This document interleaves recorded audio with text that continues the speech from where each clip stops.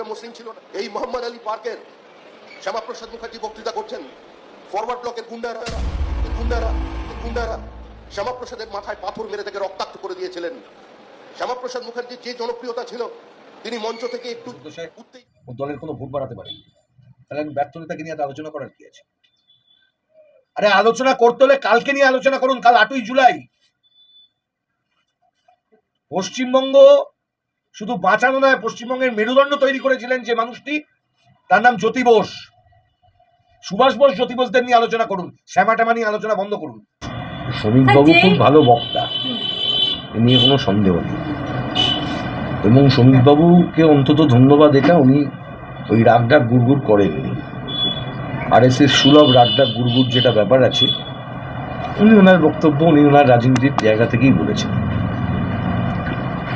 BJP এবং RSS তারা সুভাষচন্দ্র বসুকে কখনো পছন্দ করেননি, করেনও না।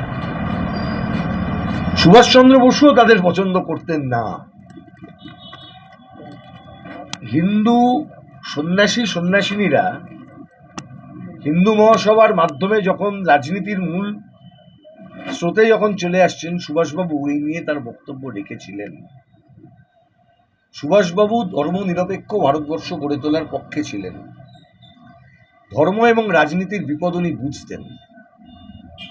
উনি একজন মনে প্রাণে সমাজতন্ত্রে বিশ্বাসী একজন মানুষ ছিলেন, বামপন্থায় বিশ্বাসী একজন মানুষ ছিলেন। সুভাষচন্দ্র বসুর সাথে মহাত্মা গান্ধীর যে বিতর্ক, সেই বিতর্কটা আদ্যন্ত রাজনৈতিক বিতর্ক ছিল। কেউ কারোর উপর শ্রদ্ধা হারাননি। গান্ধীজি কংগ্রেসের মধ্যে সুভাষবাবুকে কোণঠাসা করার চেষ্টা করেছেন, এটাও যেমন সত্য। সুভাষবাবু একই সঙ্গে গান্ধীজিকে, এই যে আপনারা বারবার যেটা শোনেন, এই যে ফাদার অফ দি নেশন কে নাম দিয়েছিলেন, গান্ধী সুভাষচন্দ্রের মধ্যে বিতর্কটাকে উস্কানোর দায়িত্বটা নিয়েছিল RSS এর একটি অংশ। তারা এটাকে ব্যক্তি সুভাষ বনাম ব্যক্তি গান্ধীর বিতর্ক করিয়েছিল।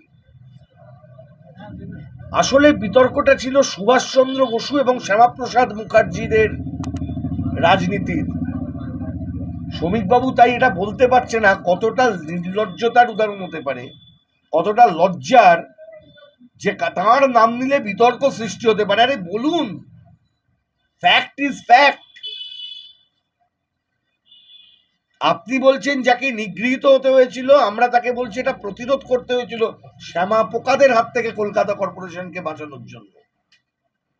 সুভাষবাবুকেই সিদ্ধান্ত নিতে হয়েছিল।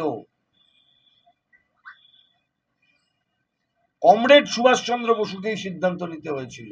বলুন, কমরেড বলে সুভাষচন্দ্র বসুকে CPM বানিয়ে দিয়েছে।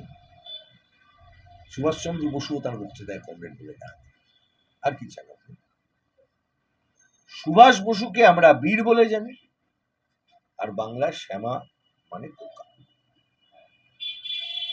প্রসাদ যিনি ইউনিয়ন জ্যাক কে অপমান করার জন্য সাধারণ ছাত্রছাত্রীদেরকে বেত পেটা করার নির্দেশ দিতে পারেন উপাচার্য হিসেবে, যিনি নিজের রাজনৈতিক স্বার্থসিদ্ধির জন্য সেই সময় যা করণীয় তাই করেন। আমি যদি এখন বলি বিতর্ক সৃষ্টি হতে পারে, শ্যামাপ্রসাদের তো অনেক কিছু আমার দেখে মনে হয় আজকের জন্য মমতা ব্যানার্জির মতন লাগে। আজকের দিকে মমতা ব্যানার্জি যা যা করতে চেয়েছেন, কংগ্রেস ভাঙিয়ে এই করা, শ্যামাপ্রসাদও তাই করতে চেয়েছে। মমতা ব্যানার্জি বেশি সাকসেসফুল, 15 বছর মুখ্যমন্ত্রী ছিলেন। শ্যামাপ্রসাদ জীবদ্দশায় ওর দলের কোনো ভোট বাড়াতে পারেন, তাহলে আমি ব্যর্থ নেতাকে নিয়ে আলোচনা করার কি আছে? আরে আলোচনা করতে হলে কালকে নিয়ে আলোচনা করুন। কাল 8ই জুলাই। পশ্চিমবঙ্গ শুধু বাঁচানো নয়, পশ্চিমবঙ্গের মেরুদণ্ড তৈরি করেছিলেন যে মানুষটি, তার নাম জ্যোতি বোস। সুভাষ বোস, জ্যোতি বোসদের নিয়ে আলোচনা করুন, শ্যামাটামা নিয়ে আলোচনা বন্ধ করুন, অনেক বাঁচবেন। This channel does not promote any violent, harmful, or illegal activities. All content provided by this channel is meant for an educational purpose only.